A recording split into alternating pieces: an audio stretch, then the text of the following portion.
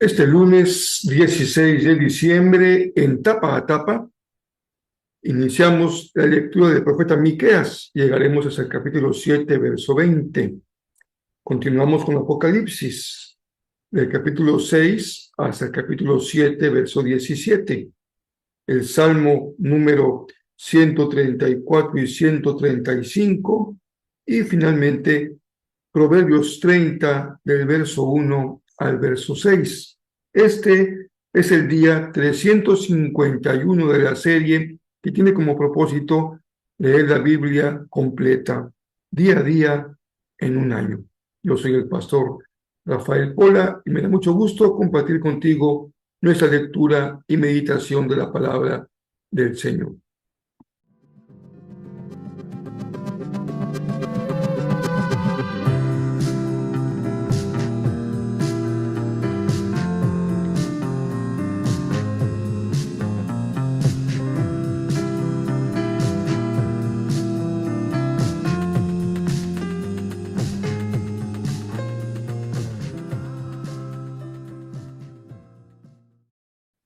El profeta Miqueas, iniciamos un nuevo libro, así que vamos a escuchar y a compartir el resumen del libro de Miqueas.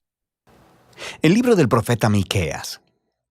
Miqueas vivió en una pequeña ciudad llamada Moreset, en el reino del sur, Judá, aproximadamente en la misma época que Isaías. Los reinos del norte y el sur de Israel se habían dividido hace mucho tiempo y ambos habían estado violando su pacto con el Dios de Israel. Así que Miqueas advirtió que Dios traería al gran y malvado imperio asirio para derribar el reino del norte y devastar a Jerusalén. Y también advirtió que después de ellos, Babilonia traería una destrucción aún mayor.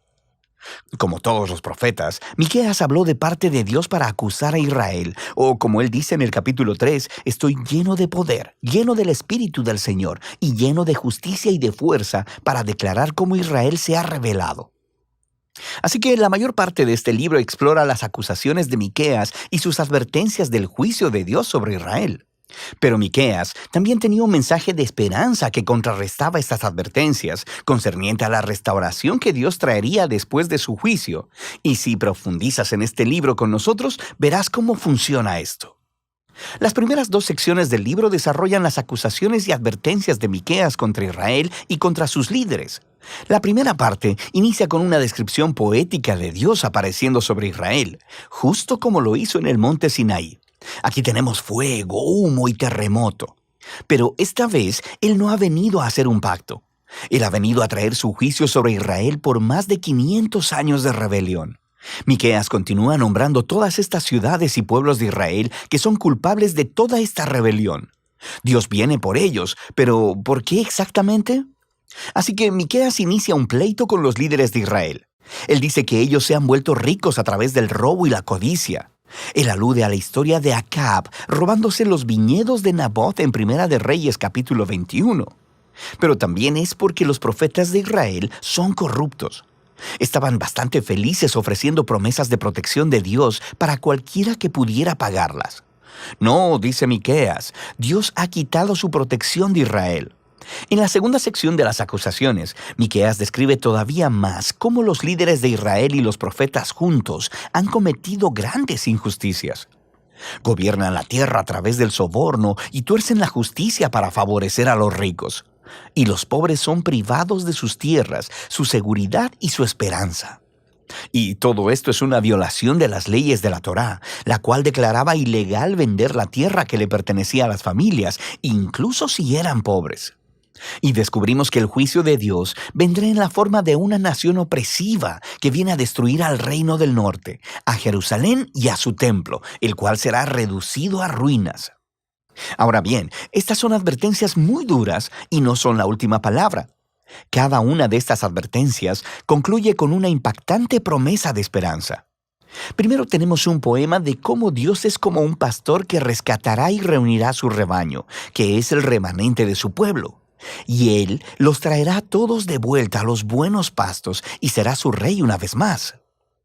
La segunda sección de advertencia concluye con esta imagen del templo de Jerusalén en ruinas. Y Miqueas dice que esto no será permanente. Un día, Dios exaltará su templo, lo llenará de su presencia y llenará la ciudad con el remanente de su pueblo.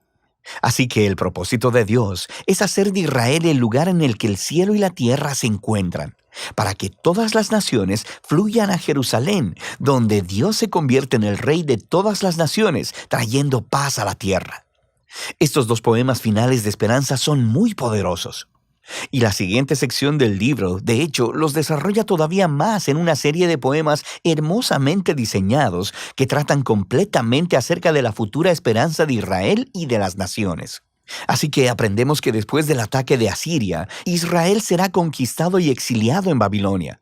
Pero a partir de ahí, Dios restaurará a su pueblo y los llevará de vuelta a su tierra. Y luego aprendemos que en la Nueva Jerusalén vendrá un nuevo rey mesiánico del linaje de David. Nacerá en Belén y gobernará en Jerusalén sobre el pueblo de Dios restaurado. Finalmente, en este reino mesiánico, el remanente fiel del pueblo de Dios se convertirá en una bendición entre las naciones. Pero al mismo tiempo, Dios traerá su justicia final y quitará la maldad de su mundo. La sección final del libro regresa al patrón de advertencia seguido de esperanza que vimos en las primeras partes del libro.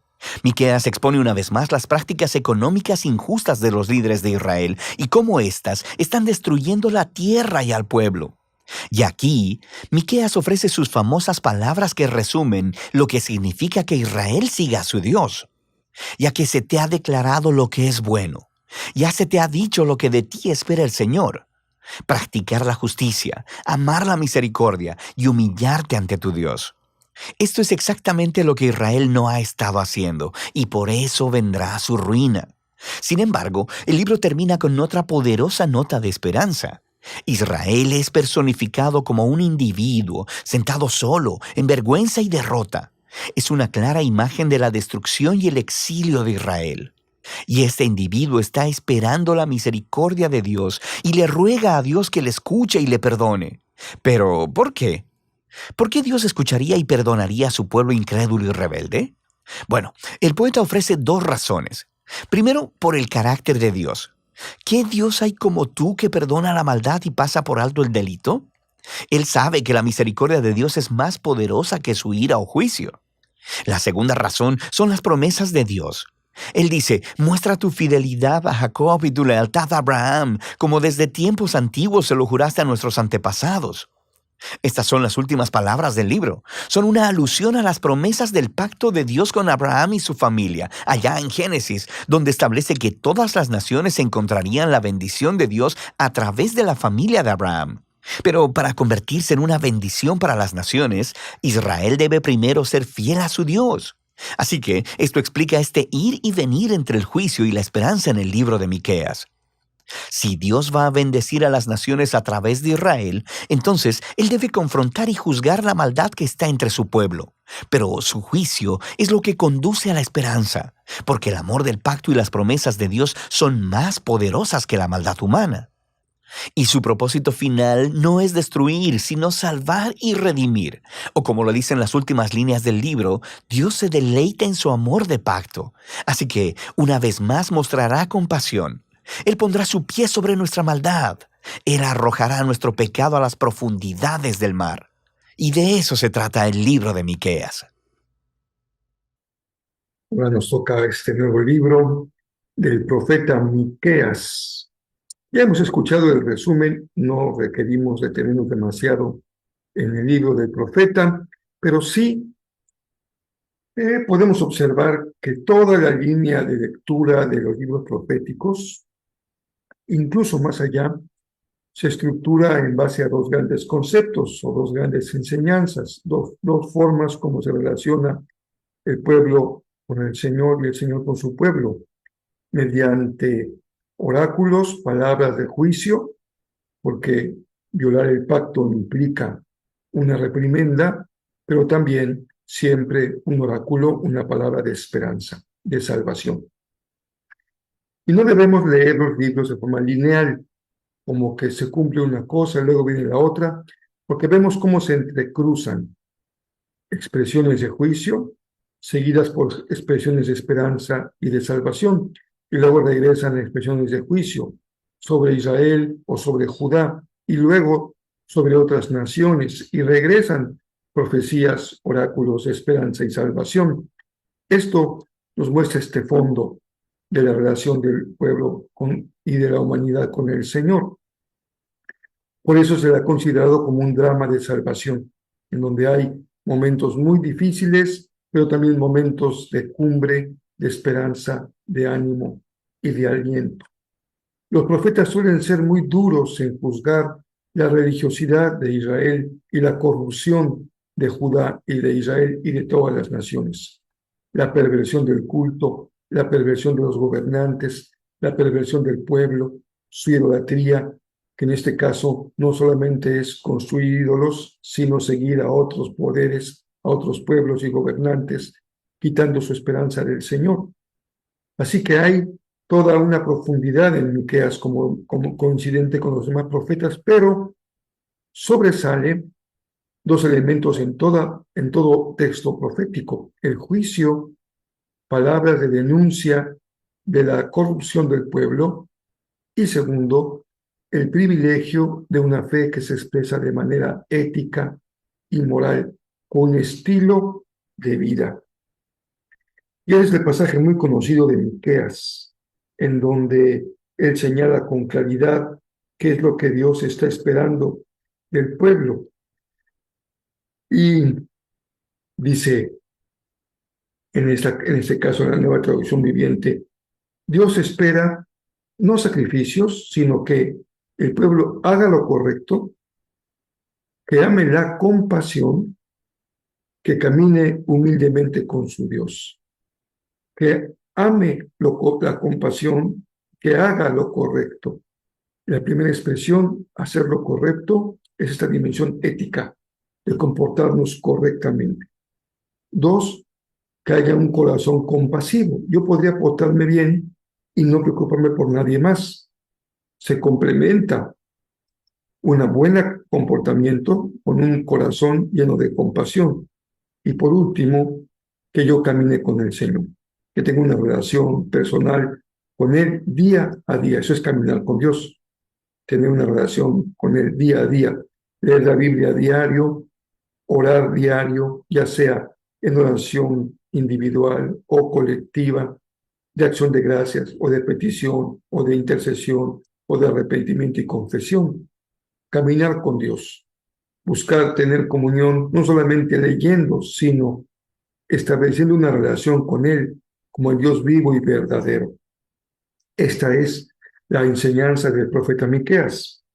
Y bueno, Apocalipsis nos lleva al capítulo 6 y 7, en donde continúan estas visiones majestuosas de Juan en el trono de Dios.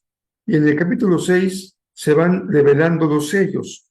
Se va rompiendo un sello, otro sello, hasta llegar al cuarto sello, quinto sello. Y después vendrá el sexto sello, del primero al sexto. Los primeros 4 sellos están siendo revelados por medio de caballos: el caballo blanco, el rojo, el negro y el verde claro. En el primer sello, el jinete lleva una corona de victoria. En el segundo, es un caballo de guerra y de masacre. El tercero, un caballo de balanza para que nada se desperdicie. Y el cuarto, un caballo que va a matar con espada a la cuarta parte de la tierra. Pero hay un quinto sello que muestra una gran multitud vestidos de ropas blancas, y dice la respuesta de la voz que contesta con Juan: ellos son los que están vestidos de ropas blancas, que son los que han salido mártires de la gran tribulación. Viene un sexto sello, que es un terremoto con estrellas, y un sello final que se le conoce como el sello del Dios viviente. Recuerden que en el pueblo hebreo los números son importantes. El 7 es ese número de perfección que le corresponde al Señor, por eso se llama el sello del Dios viviente. Detiene a los 4 ángeles que tienen poder para hacer daño y va a sellar antes a los 144,000 de las tribus de Israel. Es como un grupo que ha sido seleccionado de todas las tribus para ser sellado. Y la visión final del capítulo 7 es una gran multitud con túnicas blancas que adoran al Cordero. Los ángeles lo adoran y la visión final es que el Cordero será el pastor de ese pueblo y serán guiados hacia agua de vida. Apocalipsis es un gran libro de adoración. Recuerden que el propósito del libro, nunca perderlo de vista para no quedarnos en cada detalle, hacer una filigrana, buscando interpretar cada símbolo, cada detalle, cada número, lo cual ha dado lugar a mucha fantasía, muchas interpretaciones fantasiosas. Es entender que en el fondo su significado es un libro que expresa la adoración del tiempo final, la adoración a Dios, el juicio de Dios sobre la tierra y la salvación y preservación de su pueblo, a través, en este caso, de esa multitud con ropas blancas. Esa es nuestra lectura de Apocalipsis, un libro de esperanza, una gran celebración de Dios, y en este caso, una gran celebración y adoración del Cordero, que será pastor de su pueblo y que lo va a guiar a aguas vivas y cristalinas. Que esa sea siempre nuestra labor, guiar al pueblo de Dios hacia aguas cristalinas y vivas que nutran nuestros corazones. Los salmos 134 y 135, el primero es un salmo de peregrinos y ambos exaltan al pueblo, lo mueven a los que les sirven, especialmente a los siervos del Señor, a que lo adoren. Porque a veces los que servimos somos los que menos adoramos por estar ocupados en las tareas del Señor y no en el Señor. Así que nunca nos olvidemos que más importante que las tareas del Señor es el Señor. Y Proverbios cambia un poco el tono del texto, y más que textos de aplicación práctica de una máxima, de una aplicación o un resultado, es como una reflexión sobre alguien que ya se siente cansado y que se descubre como demasiado torpe para saber vivir. Y busca entonces en el Señor un escudo como su protección. ¿Quién es Dios?